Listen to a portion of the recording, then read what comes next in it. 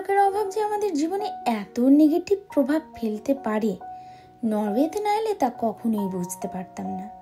জানেন, দেশে থাকতে কখনো ভাবিনি যে সূর্যালোকের সাথে আমাদের মানসিক স্বাস্থ্য বা সাইকোলজিক্যাল হেলথ এতটা নির্ভরশীল। হয়তো না চাইতে পেয়ে যেতাম, তাই বলে। আসলে মানুষের কাছে যে জিনিস সহজে সহজলভ্য হয়ে যায় তার ভ্যালু মানুষ দিতে পারে না। এই যেমন ধরুন সুখ, অনেক আরাধনার পর আসে, বা স্বপ্ন পূরণ অনেক কঠিন পরিস্থিতি পেরিয়ে বা অনেক কঠোর পরিশ্রমের পরেই তা আসে। তাই এগুলোকে আমরা উপভোগ করতে পারি।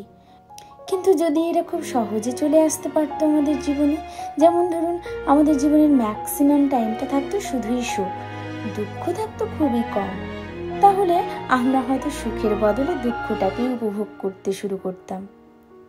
কেন বলছি বলুন তো এসব কথা? এখানে একটা লং ডার্ক হার্শ উইন্টারের পর যখন ধীরে ধীরে বড় হতে থাকে দিন, তখন না মনটা কেমন পজিটিভিটিতে ভরে যায়। তারপর অবশেষে যখন সামার আসে, তখন মনে হয় এই যে কোথাও আমার হারিয়ে যাবার নেই মানা। আসলে আজকের দিনটা খানিকটা সেরকমই ছিল। যেই না সূর্যি মামার মুখ দেখা গেছে, অমনি মনটা ঘুরি ঘুরি করছে। তাই ভাবলাম কাছাকাছি কোথাও ডে ট্রিপ করা যাক।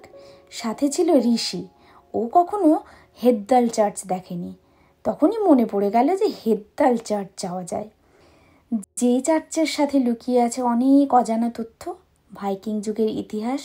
সেই চার্চ চলুন আপনাদেরও নিয়ে যাই। নরওয়ের রাজধানী অসলো থেকে মাত্র 2.5 ঘন্টা ড্রাইভ করেই পৌঁছে গেছিলাম এই চার্চে।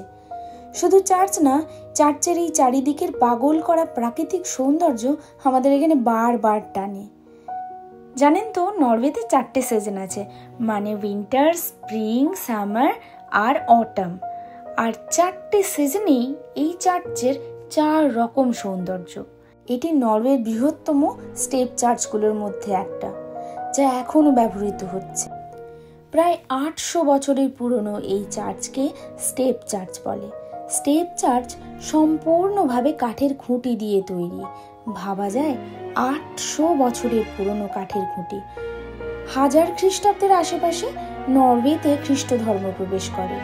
এর আগে নরওয়েজিয়ানরা ওডিন, থর এর মতো নর্স দেবতাদের পুজো করত। হেদ্দাল গির্জাটি বিশ্বাস করা হয় একটি প্রাচীন মন্দিরের জায়গাতে নির্মিত হয়েছিল, যেটি সম্ভবত ভিকিংদের উপাসনাস্থল ছিল। অনেক অনেক বছর আগে যখন নরওয়েতে ছিল ভাইকিংদের রাজত্ব, তখন একজন বিখ্যাত রাজা কং ভাইকিং হেদ্দাল উপত্যকায় বাস করতেন।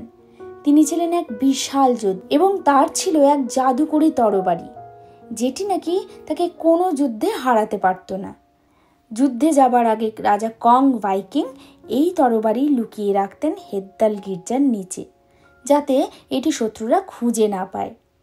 তিনি গির্জার পুরোহিতকে বলেছিলেন, যখনই নরওয়ে আবার বিপদে পড়বে, তখন প্রকৃত একজন উত্তরাধিকারী এসে এই তরবারি উদ্ধার করবে।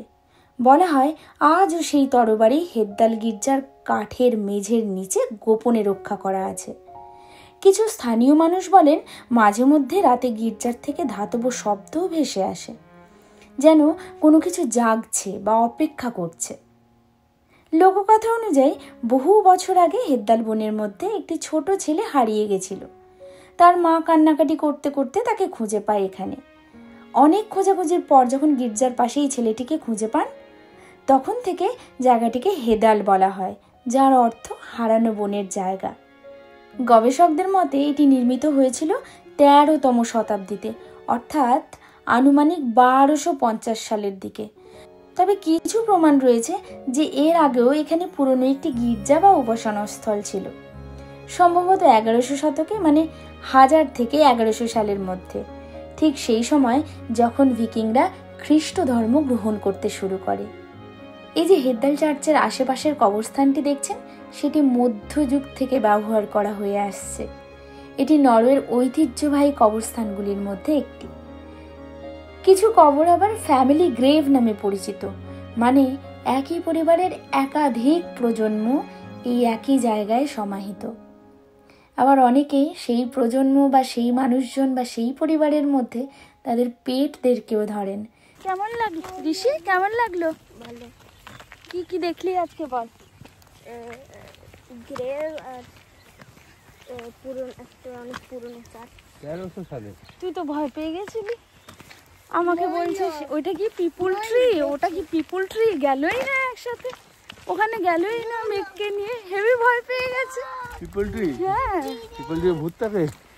আরে ঋষি তো হেভি ভয় পায়। ভূতের থেকে ভয় পাস?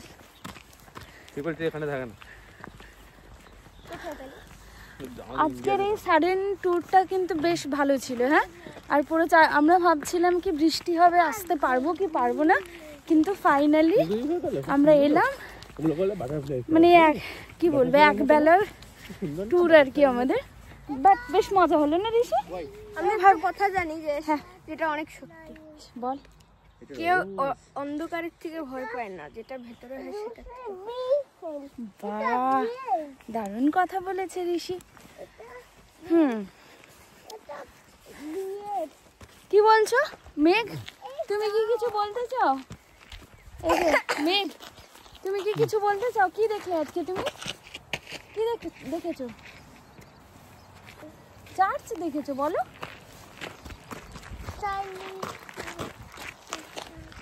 যাই হোক, আজকের ব্লগটা এইটুকুই, আশা করি ভালো লাগলো। আজকের জন্য টাটা।